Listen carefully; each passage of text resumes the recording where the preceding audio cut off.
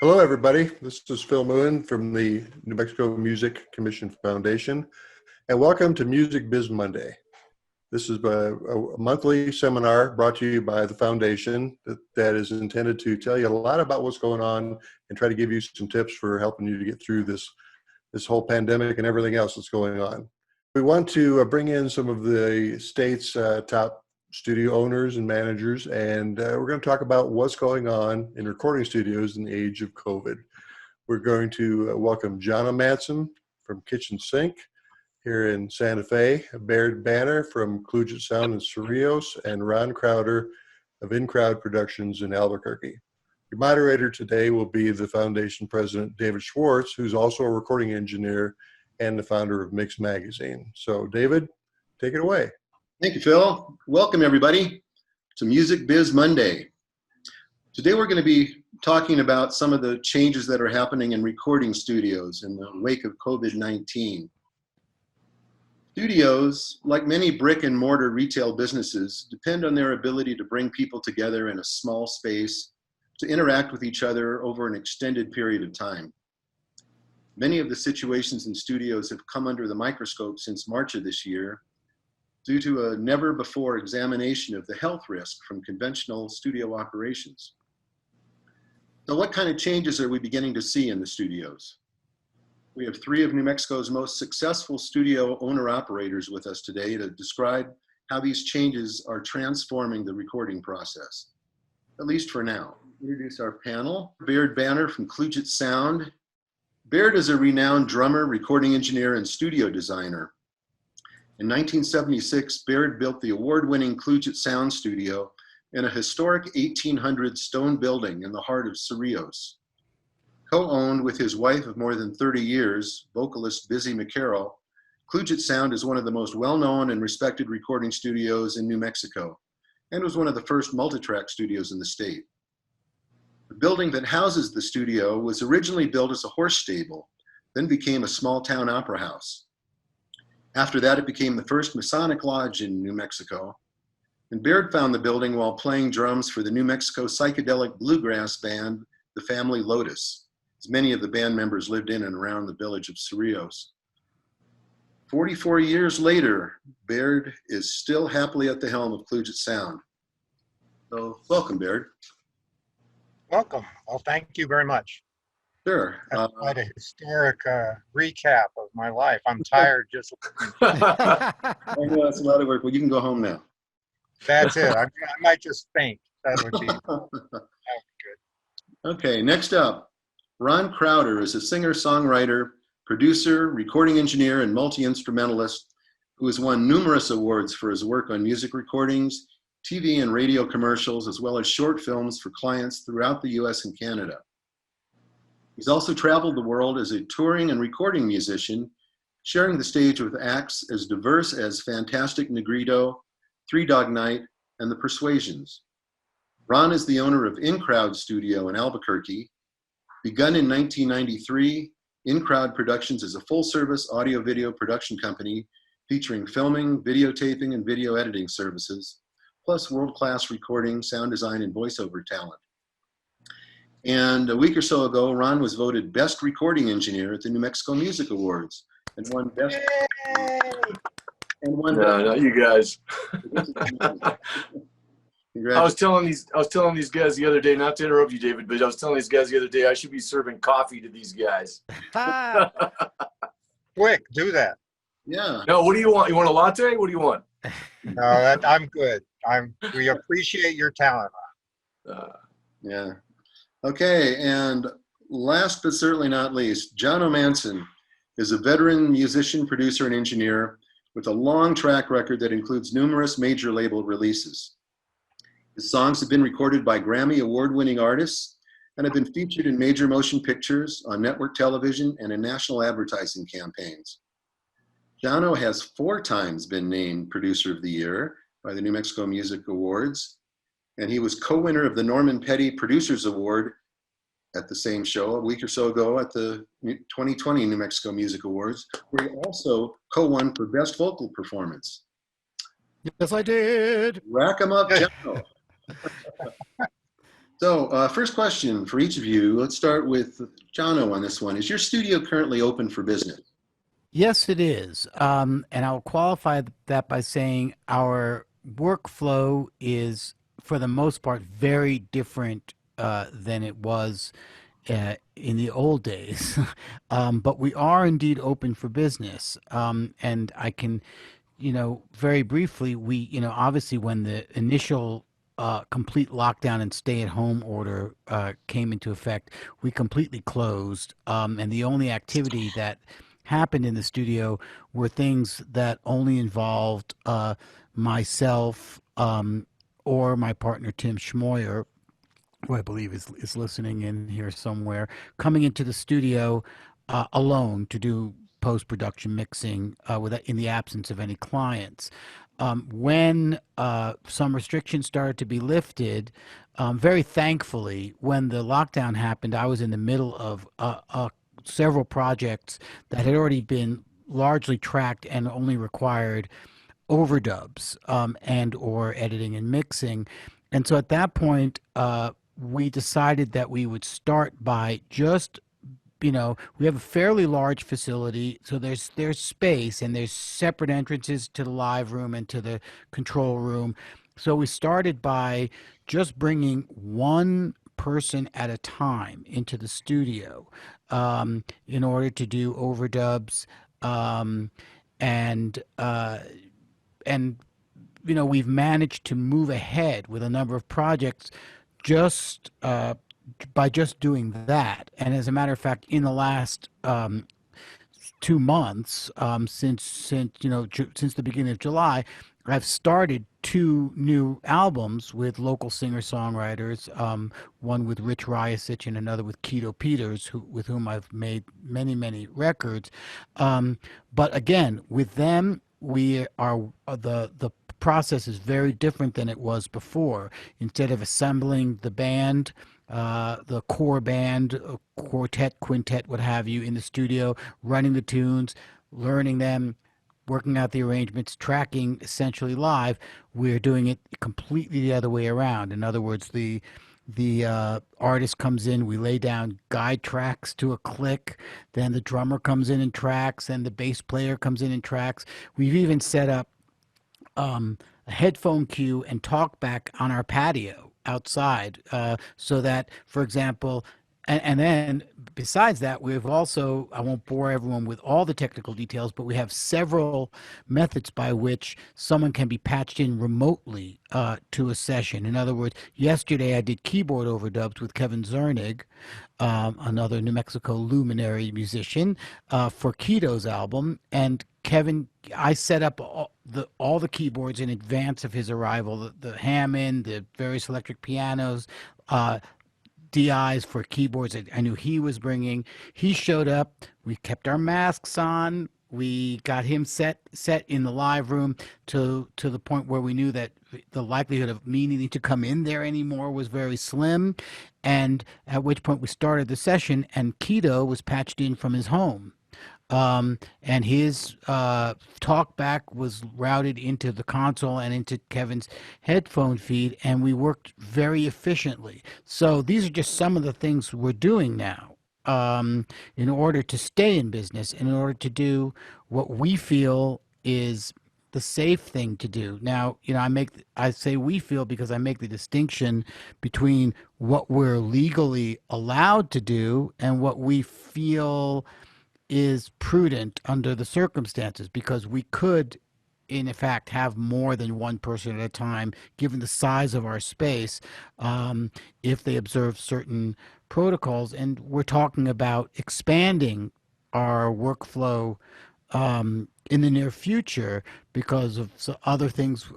First off, if the downward trend continues despite some periodic spikes in Santa Fe County, and we're also installing certain other apparatus to help with keeping the place safe. And but for the time being, we've managed to keep working. As a matter of fact, I've been extremely busy, thankfully. But as I've described, it's very different than it was. I mean, it's not like none of us have ever made records this way before. We've all made records a million different ways. Cutting everything live in 2 days, or doing things piecemeal. My preference is number one, but if done properly, the other workflow can yield a result that the average listener would have no idea that people track their parts separately. If you're working with great musicians who are sensitive to creating interaction even after the fact, it can be done really effectively. So that's kind of where we're at now, but we are open for business, and at the same time being very mindful of not creating an environment in which we would put other people at risk. Great, thank you. Baird, how about you? Is the studio open at the moment? Yes, we're doing work mostly with older tapes. And I'm going to probably try and go even to Jono's place at some point and transfer some, because I have some work to do on some older tapes from Frank Zappa's band that came out and recorded for a while when they stopped working with Frank Zappa, and I got a request for that. But it's I'm pulling the archives out, and Busy and I are doing a lot of work, and I had 2 albums like Jono that had started at the end of last year, and I've completed them by mixing and sending tracks to people. It's piecemeal, but it works. And I've done vocal overdubs for people same way, one person at a time. And of course, with singers, your affected distance has to be more like 14 or 15 feet, especially if they sing loud, and sanitizing your stuff. I'm not a big fan of all the antiseptics and the 100% alcohol on the diaphragm of the mic, but it's necessary. This is a serious thing, and you just have to ride the wave of how this is worked out. And some of the console plugins you can use, I know that Jono was just working with Kevin Zernig, and he has one that's he turned me on to one months ago with this. You put it into your master module, and it actually sends. It's a very low latency signal that you can send out to people, and if you have a reasonable internet connection, they can actually see, even get control of your console if you are online with it. But that's a little more involved, and I think the talkback method is really probably the best way to do it. And we're a lot like restaurants. I think you're 50% capacity, you're in a closed space. While everybody usually has a good air conditioner, we don't have HEPA filters or anything in there. So I don't know. Viruses are very small, so I don't know if you can really deal with that. But I make music almost involuntarily, so I can't really stop it. And I go over and cut drum tracks.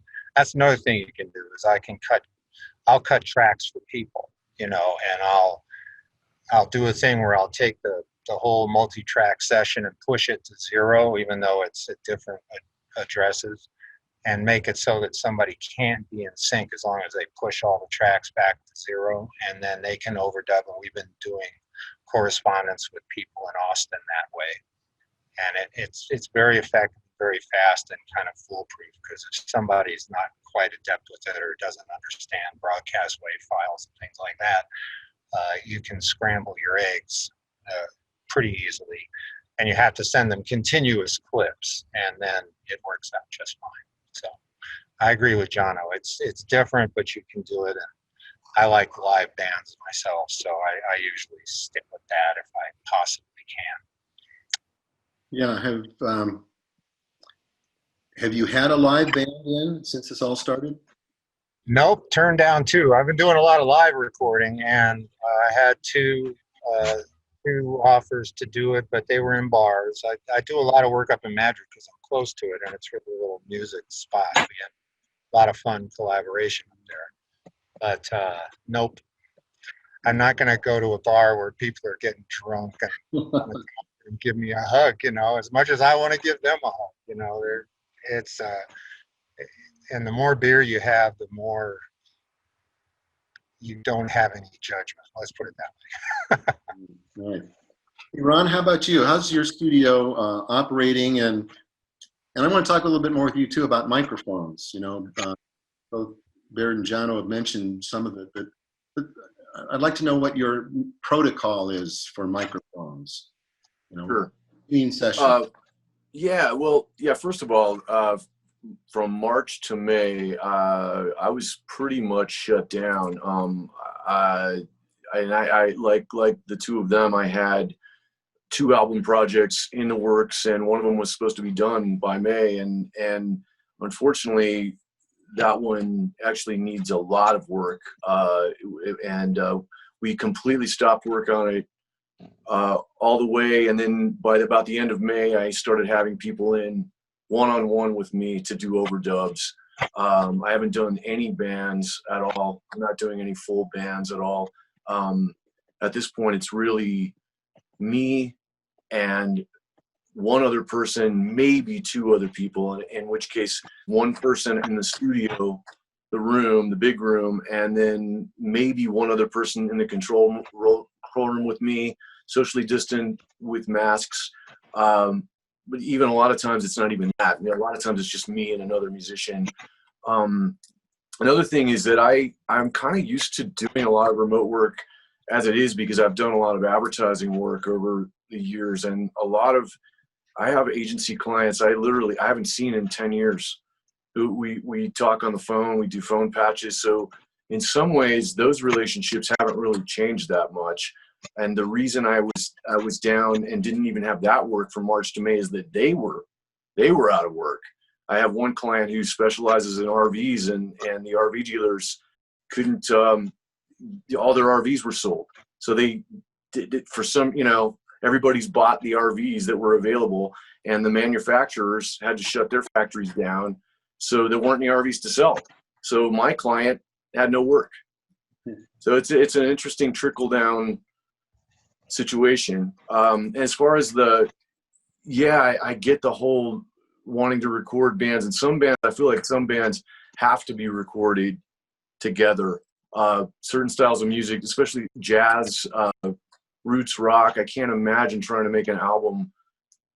That would be really difficult. I do a lot of stuff that's, I guess, more pop, where I'm pretty comfortable building it up one track at a time, and I usually try to build some pretty solid demos before I get anybody into overdub anyway on those kind of projects. So that part hasn't really changed a whole lot for me. The biggest thing is the socially distant thing, and like Jono, I have separate entrances to the control room so that I can set up mics. I can have things kind of the way they need to be. If I have a drummer come in, he can set up his drums, he can leave. I can go out there, I can set up the mics, he can come back in, half an hour later, whatever, through the other entrance. That there are, it's definitely a little more thought-provoking. You've got to think about everything along the way. So what do you do with your microphones between sessions? Let's say you finish one session, you've got an hour later, you've got a vocalist coming in. Right. Well, one thing I should say is that I'm a little bit of an unorthodox studio, because my studio is in my residence.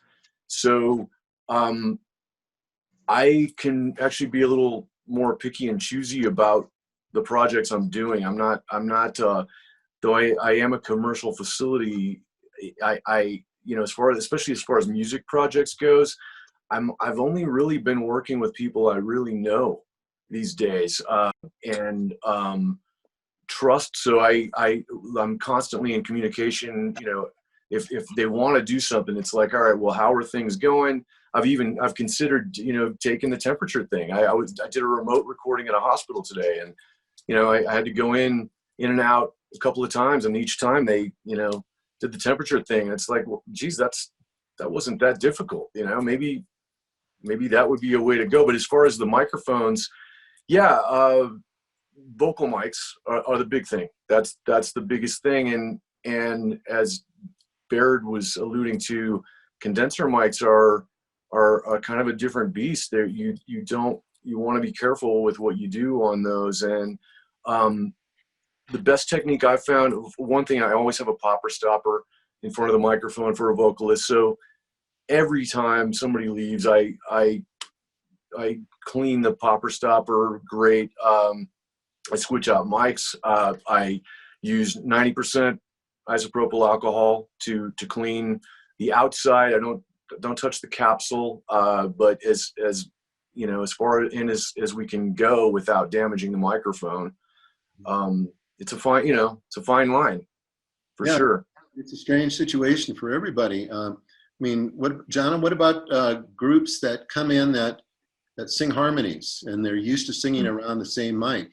Yeah, that's not happening now. It's just not. It's unwise. Unless with some exceptions, like for example, a few days ago, I had a husband and wife come into the studio. They live together. They're together. They quarantine together, and in those cases, you can make exceptions in the sense that those people are exposed to one another. You're not creating a situation. You're not creating any risk above and beyond what those people are living on their day-to-day lives.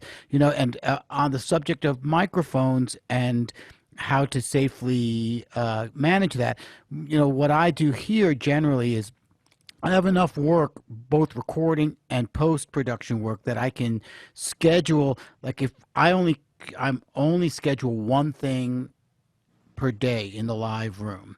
Same. And vocals, and any vocals that we're doing happen in our back vocal booth, not even in the live room. And what I'll do is when, like for example, at the end of yesterday's session, I asked, there were certain things that needed to be powered down, a power supply for a microphone, lights, etc. And I asked the musician, in this case Kevin Zernig, to switch all those things off and let himself out so that I didn't even need to enter into the room. And what I'll do is so this morning I had a mix session with a client, and what I've done is I've set up a Pro Tools monitor in the live room, and with the option of monitoring on headphones or near field monitors. And so when I'm mixing and the client wants to be present in the studio, they're not in the control room with me, they're out in the live room. So this morning I came in, opened the doors, and one thing that's great is this time of year, apart from the smoke now, we can leave doors open and let air flow through the studio in between sessions. As a matter of fact, if I'm tracking someone in the live room who's, like, for example, a bass player who's doing or electric guitar player who's doing an overdub and their amp is in a different room, we can leave the door open while they're tracking because there's nothing microphonic. There's nothing that's going to be picked up by a microphone. And but what I'll do is then the next day come in and deal with the mics because, you know, two things are at play. One, sanitizing things, and also leaving time in between events, because time is the most foolproof sanitizer in this case. There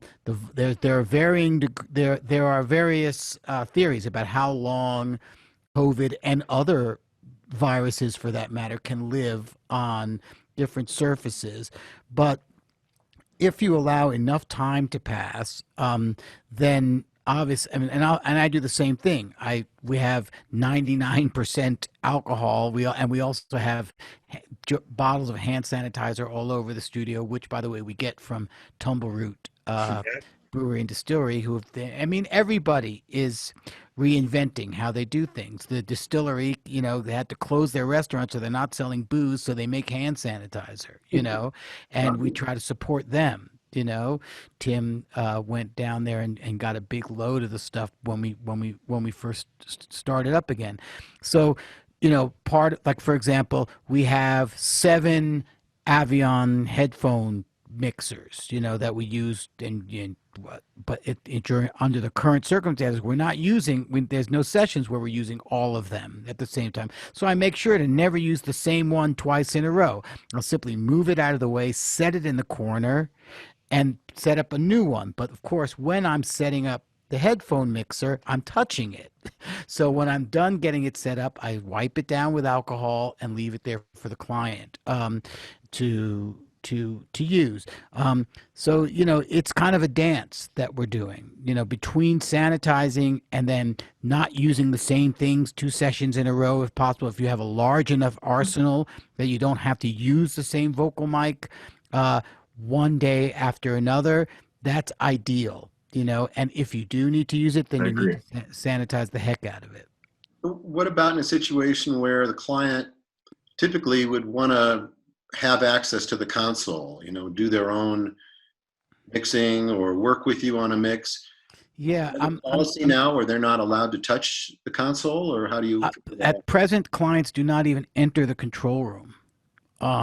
I or Tim, if he's running a session, are the only ones in the control room. That's why we've set up all these alternate ways for clients to monitor, to view the Pro Tools screen if they want to. If we get into a situation where a producer wants to come in who's hands-on, then that's where we have to figure it out. But for the time being, and if Tim, I've been doing the bulk of the work during this period, but Tim has also come in to run some sessions. And even in that case, we leave, if Tim does a session in a mix or recording session, from the time he leaves the studio to the time that I'll come back in, we let 24 hours pass before I'll even come back into the control room, because that gives any aerosol chance to settle. That gives, and before either of us, now if I know that I'm the only one working in the studio for, let's say, this week, then I won't bother wiping everything in the control room down before I go home for the night, because it's me coming back in here. But we're, this, I guess you're getting the sense that we take it very seriously. Clients at this point do not even enter the control room, and so far we've managed to find workarounds to effectively satisfy their needs. And you're right, there might be situations in which we'll run into somebody who has needs that we can't meet. But at this point, we're erring, if we're erring at all, it's on the side of caution. Now, we are in the process of investigating. We do have like the big time filters in our HVAC system, but even those, don't filter out everything. We're investigating the UVC filters and also air purifiers, all the ISO booths, et cetera, et cetera. And we're talking about expanding, assuming if things continue to improve. And we also install some additional technologies that could help, in theory, make the environment safer. We're talking about potentially doing sessions where there could be 2 people in the live room if they agree to wear masks, because our live room is large enough that 2 people, but neither of them singing. So if there's a singer potentially in the back booth and a rhythm section in the live room, then, these are the kind of things we're entertaining for the next phase, but for now we're keeping it we're playing it tight, because we do not want to be responsible for anybody getting sick, and I think this spills over into a lot of things that are happening now, like, for example, the drive-in concerts that are happening. All of these things are potentially great, but they also depend on the people who attend doing their part, and so if you're creating an environment, whether you're allowed to by law or not, even if you're allowed to by law to create an environment where a certain number of people can come in, it's only safe really if they also adhere to what the rules are, So and so far the people we're working with under these circumstances very much appreciate the lengths we're going to. Nobody is saying, but this, how dare you try to protect me? And if people, and I do know that there are other situations, every studio does it differently. And I see some other engineers and studios doing things more like the old ways. And that's entirely, assuming they're doing it within the the they're not breaking the law by doing it or anything like that. That's up to them and up to the clients whether they want to make those choices or not. But these are the choices we're making.